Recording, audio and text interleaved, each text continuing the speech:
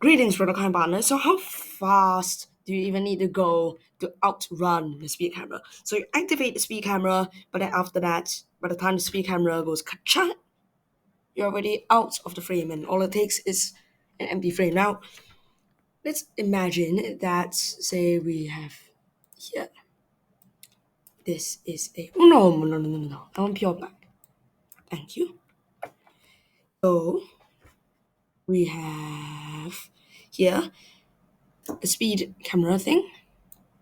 This is the radius. No, not radius, range of this boxy thing here called a speed camera. Now, basically, what I want to do here is to calculate how fast the car needs to go to traverse this entire thing before it goes. Yeah, so now obviously this is more complicated than it seems, but we can establish a few rules. Once 3 frames are taken, the car is a goner. Why? Because the first frame, I can't even, right, okay, here. 1, and this is 2, and this is 3. So the first frame will be compared to the second frame for the speed camera to determine how fast the car is going. Okay, and once it finds that the car's speed is too large, it's going to turn on the lights roughly around here and then go at about the third frame. Now, it can't just take the photos at the first and second frame because it also needs to turn on the lights. You can't just take an empty gray photo with a blurry resolution because what it's trying to see for the first 2 frames is the cars going across the road. It doesn't want to see what number of the car plate is or to issue the fine or anything. It just wants to see how fast the car is going. So now, once we got the 3 frames settled, we need to roughly calculate how long this frame takes. A computer typically runs at about 30 frames per second, which is what my computer is running at right now. However, I doubt that a humongous tower with a camera can take photos at 30 frames per second. Instead, it should probably take photos at like a normal camera, which is typically 9 frames per second, but we don't want to make it too complicated. We're gonna assume it's 10 frames per second instead, okay? It's not gonna affect too much. Actually, it is going to affect quite a lot, but we're just going to assume that it has a slight edge over the typical camera because, well, government spending. So yeah, so how long is this distance that the car needs to traverse? It's roughly, we're going to say 20 meters. 20 meters. And the worst case scenario is that once the car first enters the frame, this is the first frame, and enters this long thing, this is when the first frame is taken.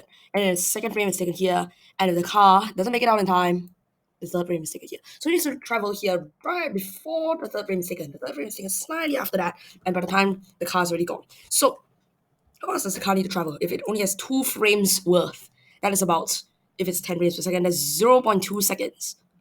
Okay?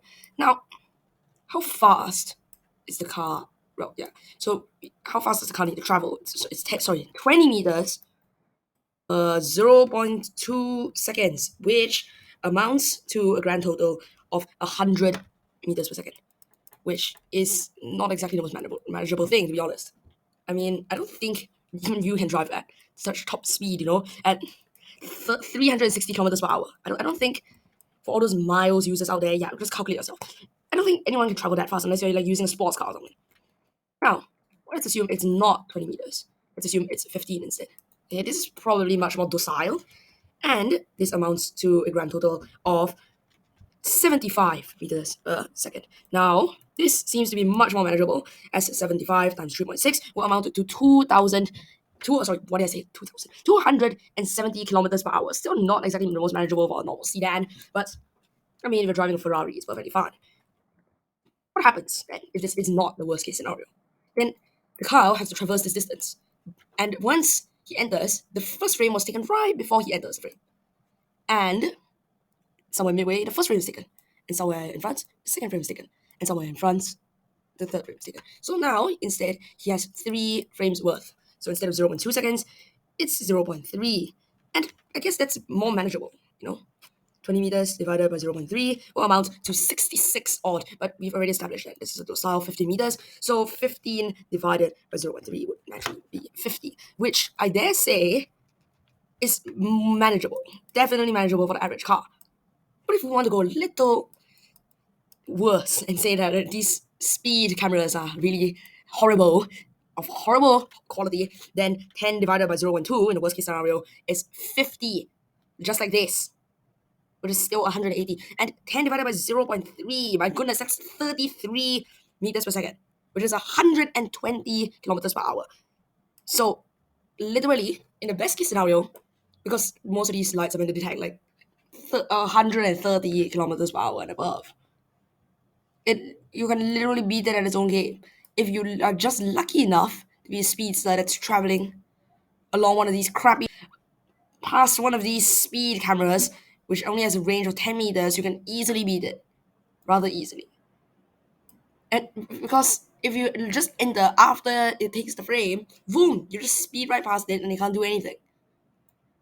But I'm not telling you to go like super speedy and everything, because I mean the worst case scenario for all of this was a grand total of 360 kilometers per hour. I'm not asking you to buy a humongous Lamborghini and start speeding around at 360, but if you want, do so. I'm not responsible for your life, and I'm just trying to inform you that once you drive at 360 kilometers per hour, you can beat any speed camera that is under the sun. Thank you for watching. If you actually learned something today, at least do me a favor and subscribe.